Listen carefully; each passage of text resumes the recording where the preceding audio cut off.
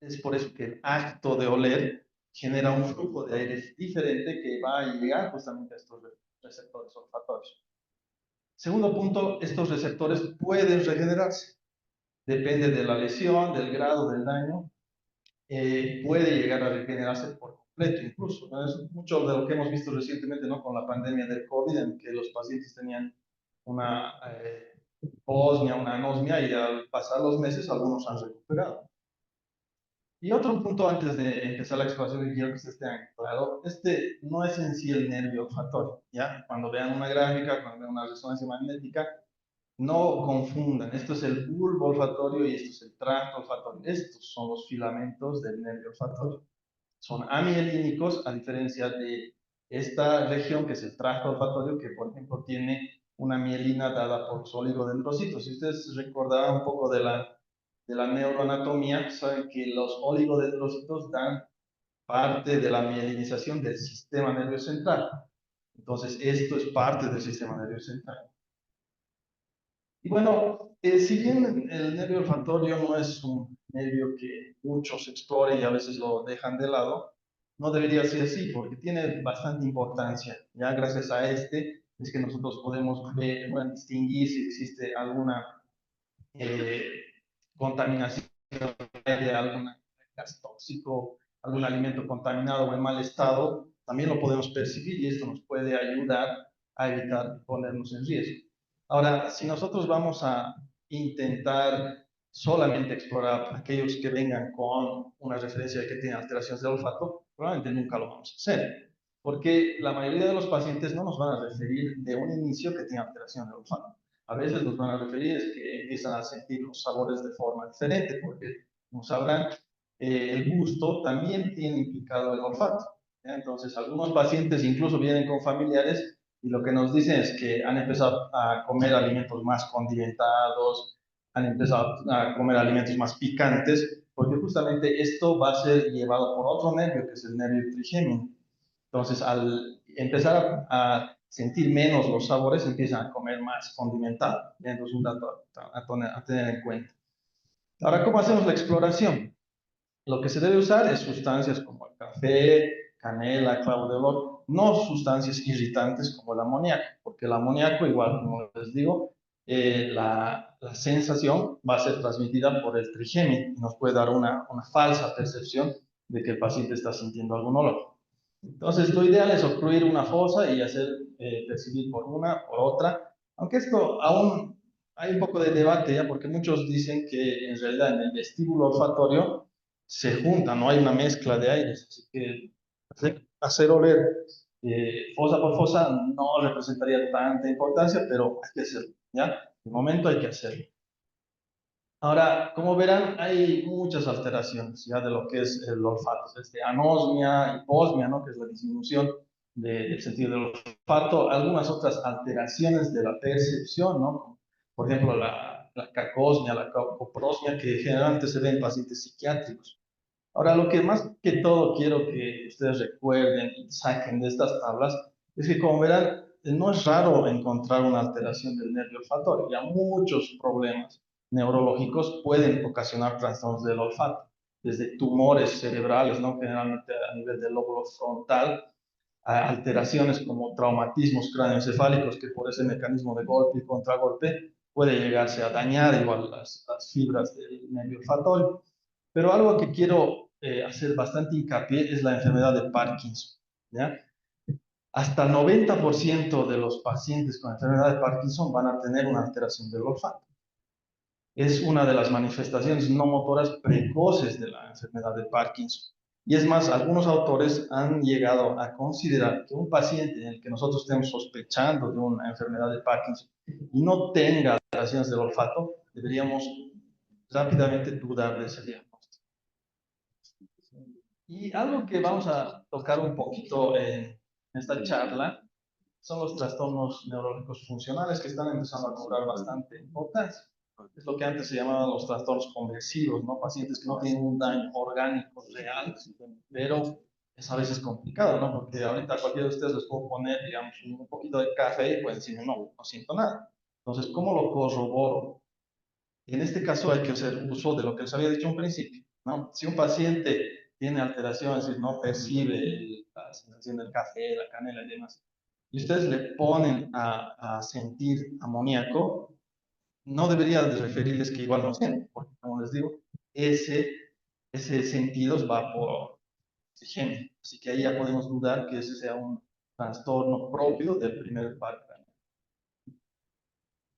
El nervio óptico. Bueno, este nervio, muchos han considerado que es mal llamado un nervio, ya porque lo que en realidad es un haz del sistema nervioso central. ¿Ya? ¿Por qué? Y lo corrobora también justamente la mielinización, que como se había dicho en el primer par craneal, en el segundo, la mielina básicamente va a estar dada por los oligodendrocitos que son parte del sistema nervioso central, incluso va a tener capas del sistema nervioso central como la dura madre, la pía madre. Entonces, es mal llamado nervio, pero bueno, sí ha sido considerado y hoy lo llamamos así. Un poco de la neuroanatomía solo para que tengan en cuenta, ¿no? De los receptores ópticos visuales están los conos y los bastones, ¿no? Como verán, los bastones son más numerosos que los conos y la disposición de los conos es más en lo que es la mácula, porque la mácula es la zona de mayor agudeza visual y de percepción de color. Por eso es que cuando hay un daño precoz del nervio óptico, lo que se empieza a dañar es la visión de colores.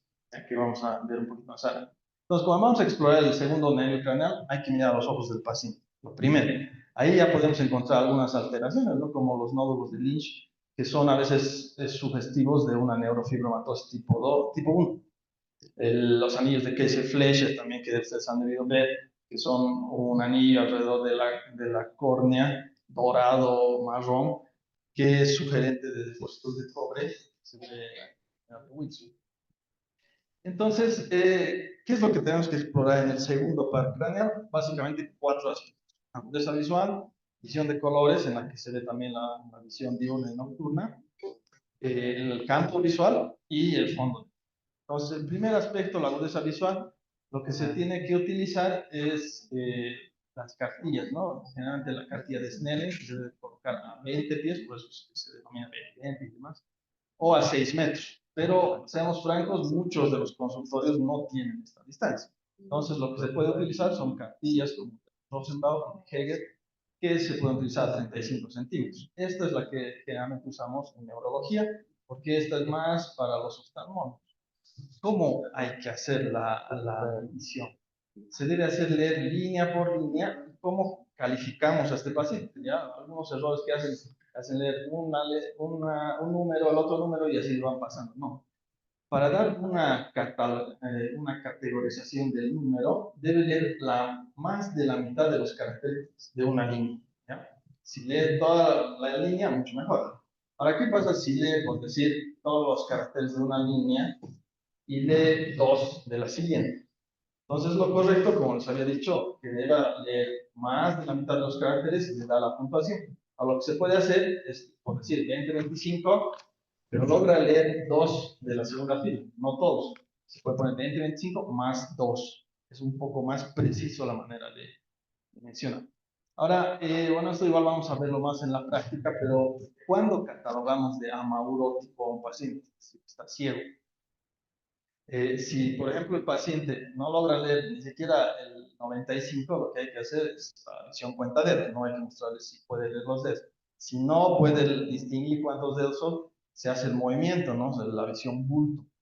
Si es que no puede distinguir el movimiento, se estimula con una linterna, ¿no? Una luz, y con eso se puede ver si es que tiene visión luz. Si no ve ni siquiera la luz, ahí el paciente está amaurótico.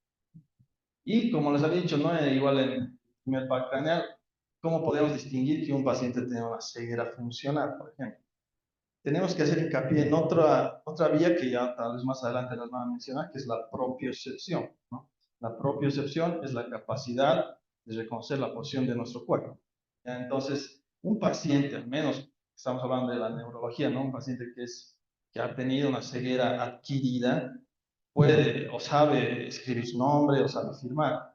Entonces, un paciente funcional, es decir, que no tiene una lesión orgánica, va a hacer cualquier cosa, ¿no? Pero alguien que es realmente ciego podría escribir, podría firmar, podría, no sé, por ejemplo, pueden decir que mira su mano, nos puede dirigir su cabeza y la mirada a su mano, aunque no la vea. Ustedes mismos pueden hacer la prueba, no pueden cerrar los ojos, tranquilamente pueden dirigir su mirada hacia su mano. Lo mismo pueden hacer, juntar los índices, podrían hacerlo de forma normal porque eso viaja a través de la propiocepción, no tiene nada que ver con la visión. Es una manera de detectar aquellos que tienen algún trastorno funcional. Ahora, como el nervio óptico también abarca un gran acápite de otra especialidad que es la oftalmología, hay que tratar de ver qué corresponde al neurólogo y tal vez qué corresponde a una evaluación oftalmológica. Entonces, existe algo simple que podemos hacer en el consultorio, que es la prueba de fotoestrés. ¿Qué es lo que se hace aquí? Previamente habríamos que hacer la medición con las cartillas que les había dicho y hacer la anotación de cuánto tiene cada ojo del paciente. Entonces, lo que se hace posterior a esto, se estimula por unos 10 segundos con la luz directamente al ojo y posteriormente se cuantifica cuánto tiempo logra recuperar la visión que tenía a un inicio. Esto no existe un tiempo estándar, entonces hay que hacerlo siempre primero con el ojo sano, se cuantifica generalmente son segundos y logra recuperar la vista a la agudeza que tenía antes. Si en el ojo dañado nosotros estimulamos y tarda mucho más, incluso minutos, a diferencia del ojo sano, esto probablemente sea más que todo una enfermedad macular y esto corresponde al oftalmólogo, ¿no? Y no tanto así una lesión directa del nervio. El otro acápite que les había dicho es la visión de color, en la que también se puede evaluar la visión diurna y nocturna. Para esto existen las placas pseudodiscromáticas, la más conocida, digamos, la que es la de Ishihara, aunque en realidad no está, ha sido utilizada más para las discromatopsias congénitas, ¿no? Dice que estas otras en las que tienen símbolos de color violeta o azul son más útiles para evaluar las discromatopsias adquiridas. Entonces, igual que en la diapositiva previa, no todo paciente que tiene una alteración de la visión de colores va a ser un paciente con una neuritis óptica o una neuropatía óptica. Para eso podemos utilizar este pequeño algoritmo, digámoslo así, en el que un paciente, si tiene una alteración de la visión de color y un daño escaso de la agudeza visual, va más para nosotros, ¿no? Que sea una neuropatía óptica. Ahora, si tiene una alteración de la visión de color sumado a una pérdida grave de la agudeza visual, más probablemente sea una maculopatía, ¿ya? Y es conveniente hacer una evaluación por oftalmología. Entonces, ¿cuáles son los términos que debemos manejar cuando tiene una alteración de la visión de colores? La discromatopsia es la dificultad para discriminar estos. Cuando hay una neuritis óptica, por ejemplo, los colores que primariamente se van dañando o, bueno, se van alterando es el rojo y el verde, justamente. Mientras que la acromatopsia es la severa discromatopsia en la que no se puede distinguir ningún color. Y bueno, estos otros datos, ¿no? De la nixtalopía y la hemeralopía, o nixtalopsia y hemeralopsia, responde generalmente esta, cuando es una visión peor, mientras más luz hay, bueno, generalmente se debe a un inicio de cataratas. Mientras que la alteración de la visión nocturna se puede deber a varios aspectos, como verán aquí, retinitis pigmentosa, el alcoholismo, la neuropatía óptica hereditaria del leve y el déficit de vitamina A. Ahora, algo que tal vez es un poco complicado, ¿no? De entender de forma teórica es justamente esto de los campos visuales, que yo pienso que al menos en la práctica se va a consolidar un poco mejor. Pero bueno, existen dos maneras de realizarla, una que es la más simple, en la que no necesitamos ningún aparato y podemos hacerla en el consultorio, que es la campimetría por confrontación, ¿no? Debemos situarnos a unos 50 o un metro de distancia, cubrirnos el ojo opuesto a la expresión del paciente y comparamos los campos visuales del paciente con nuestros campos visuales.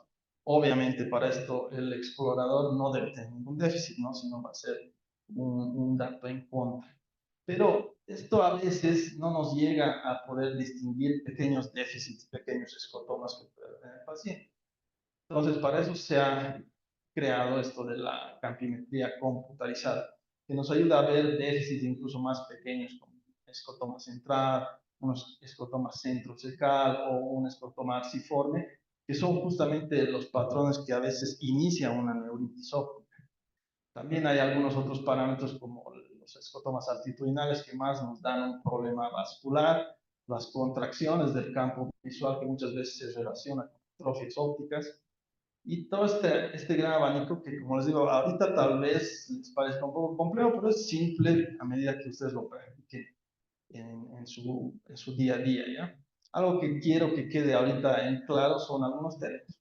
Hemianopsia homónima, hemianopsia heterónima y las cuadrantanopsias, ¿ya? Esos son los términos que tal vez cuesta a veces retener. Entonces, ¿qué es lo que tenemos? Cuando hay un daño prequiasmático, este es el quiasma óptico, cuando hay un daño prequiasmático, lo primero que vamos a tener es una afectación ipsilateral del lugar dañado, ¿no? Generalmente una maurosis del ojo que está donde está la lesión. Si esta lesión va yendo más a posterior, casi incluso llegando aquí a una rodilla que se forma, puede llegar a comprometer el ojo contralateral, ya desde una cuadrantanopsia hasta una hemianopsia igual completa del ojo contralateral.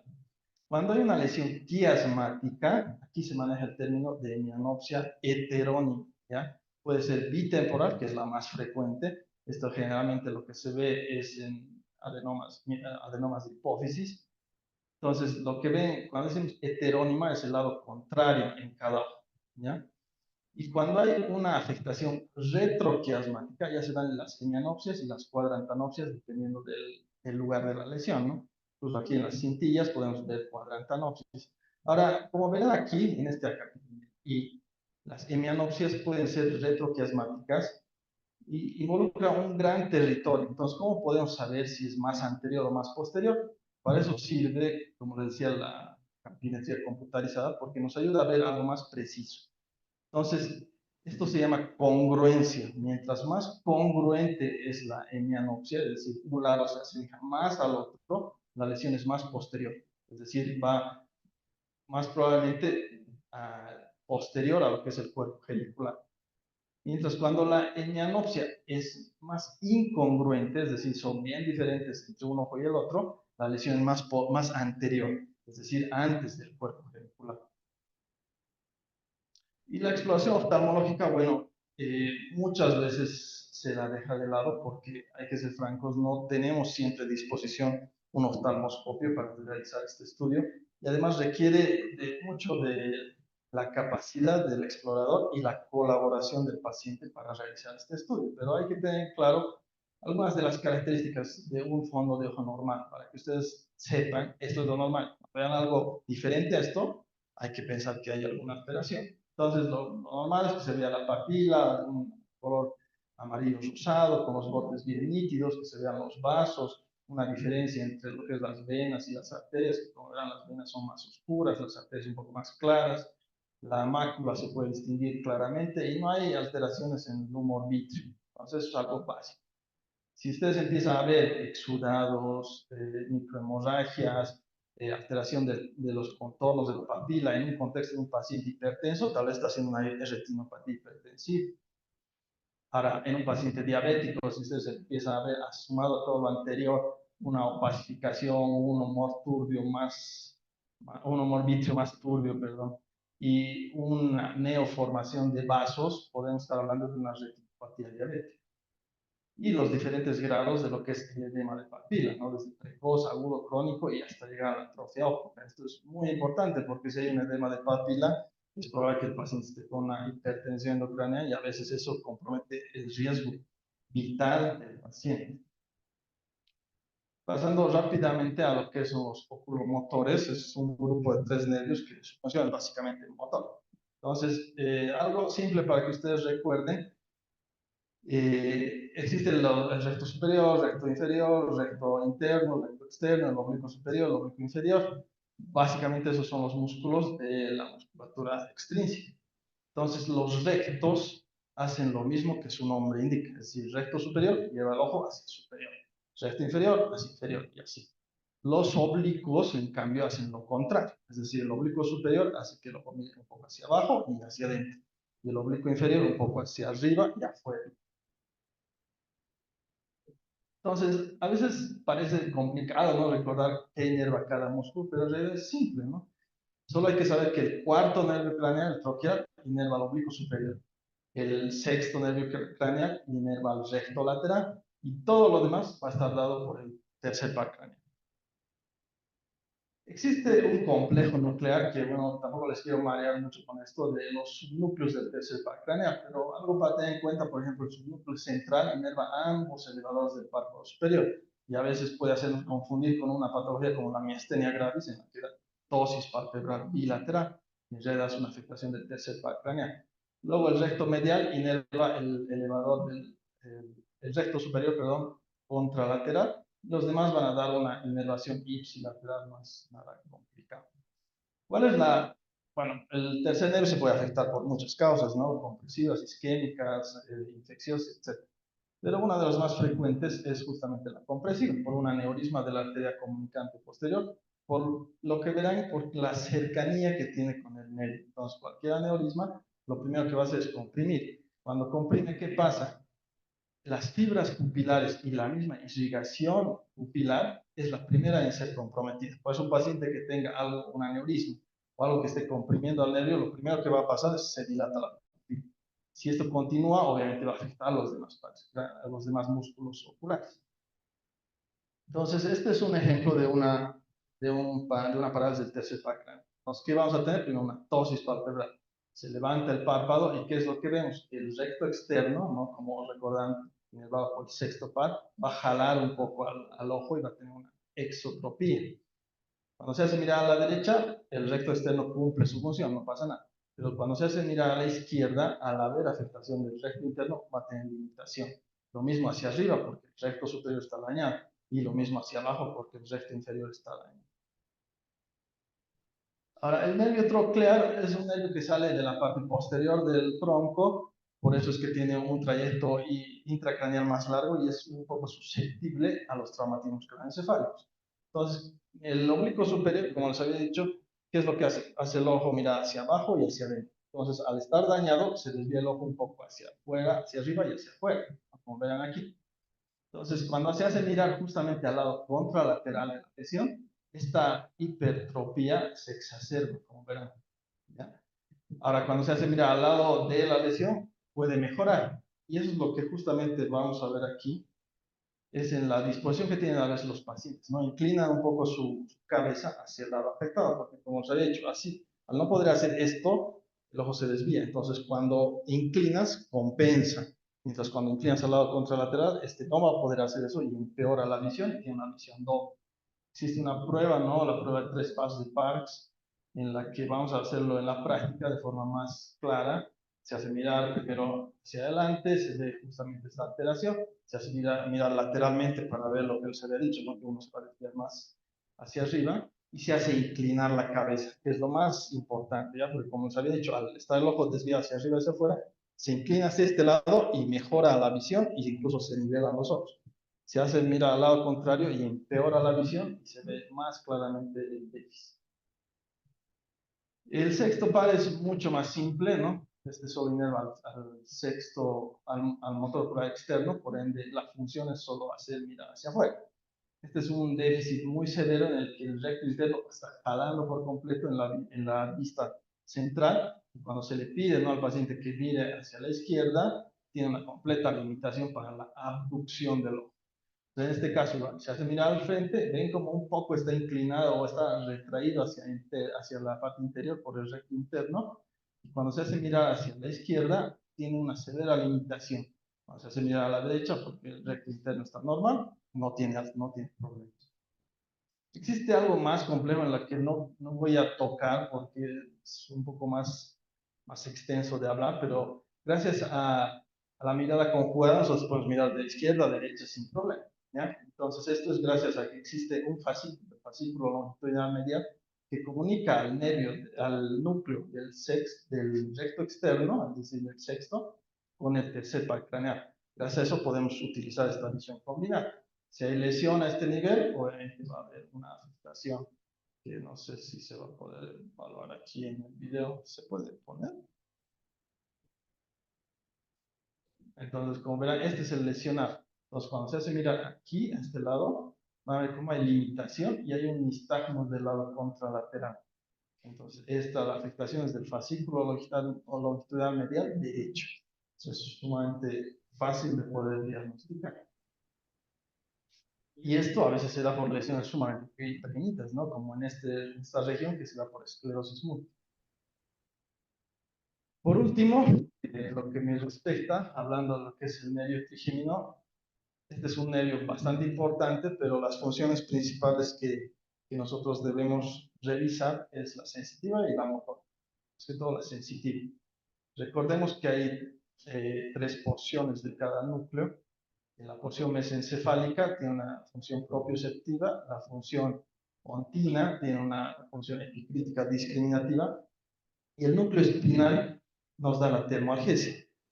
Por eso cuando evaluamos el trigémino no solo hay que hacer estimulación con aguja o algo frío y caliente, también se debe hacer el tacto epicrítico porque podemos estarnos pasando por alto la lesión ontina. Y la función motora se va a dar principalmente la masticación, ¿no? Los maceteros, temporales, pterigoideos, aunque inerva otro grupo de músculos que la verdad es que en la práctica semiológica no se puede llegar a explorar de forma adecuada.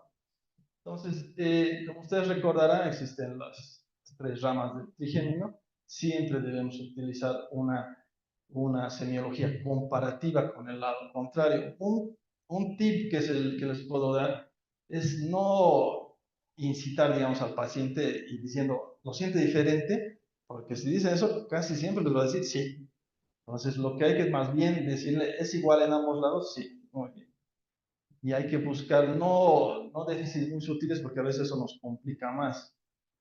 Y siempre rama por rama comparativamente un lado al otro. Ahora, muchas veces hacemos rama por rama comparativamente el lado al otro y listo, ahí acaba. Y eso nos está dando solo la información periférica del nervio, ¿ya? Porque además de hacer esto, lo que deberíamos hacer es una visión, una exploración de la parte más anterior, peribucal, y comparado con la parte más posterior. Porque si encontramos una alteración a este nivel, podemos estar viendo que existe una afectación mucho más central en lo que es el núcleo vulvar. Como verán aquí, tiene una disposición somatotópica de estas regiones. Así que no se olviden, a veces incluso es confuso, empiezan a explorar aquí, pero esto está normal. Aquí empiezan a explorar, pero todo lo demás está normal. Y entonces, ¿qué rama está afectada? Probablemente sea una lesión más proximal o en realidad central. Ahora, no es raro encontrar alteraciones sensitivas, es decir, muchos de los pacientes que ustedes van a ver les van a decir siento diferente la cara. Entonces, muchas de esas no son orgánicas, ya no son una patología orgánica real. Entonces, si un paciente tiene alteración de la sensibilidad, también debería estar alterado los reflejos. Mira el reflejo corneal, por ejemplo. ¿Cómo se realiza el reflejo corneal? Hay que estimular la córnea, no la esclerótica, la córnea. Y lo ideal, la parte superior, porque algunos mencionan que la parte inferior va a estar dada por el B2, y nosotros queremos explorar el B1, ¿no? la rama B1 del nervio trigémino. Entonces, lo que hay que hacer es, como está en la gráfica, no distraer al paciente que mire a otro lado, porque no podemos ir directamente a estimularle, porque eso va a ser por la visión, ¿no? Lo que va a ocurrir su ojo. Tenemos que ir de la parte más lateral y tocar la parte superior de la córnea. El reflejo mandibular se hace abrir un poco la boca y se percute, como verán aquí, sobre el dedo, lo que tendría que tener un cierre de la mandíbula. Esto es anormal, porque lo normal es que el paciente no tenga ningún reflejo. Y la musculatura masticatoria, bueno, básicamente lo que tenemos que hacer es trazar una línea, ¿no? Entre la nariz, los incisivos y la parte media del mentón, debe ser una línea recta. Si hay una desviación, ya probablemente hay alguna alteración de los músculos masticatorios. Se debe palpar, generalmente lo que se hace es no palpar la parte anterior del macetero. Entonces, cuando hacemos cerrar, van a notar cómo los mismos dedos se mueven hacia adelante. Se debe palpar igual los temporales. ¿Y qué podemos hacer para evaluar los pterigoideos? De forma simple, ¿ya? Obviamente requiere más exploración, pero de forma simple, cuando alguien abre la boca y se desvía hacia un lado, ese es el lado lesionado, ¿ya? Porque los pterigoideos lo que hacen es hacer una función antagónica. Entonces, si uno está lesionado, se desvía hacia el lado lesionado. Cuando se le pide, ¿no?, que mueva la mandíbula de un lado a otro, no va a poder hacerlo hacia el lado sano, porque este lado está lesionado.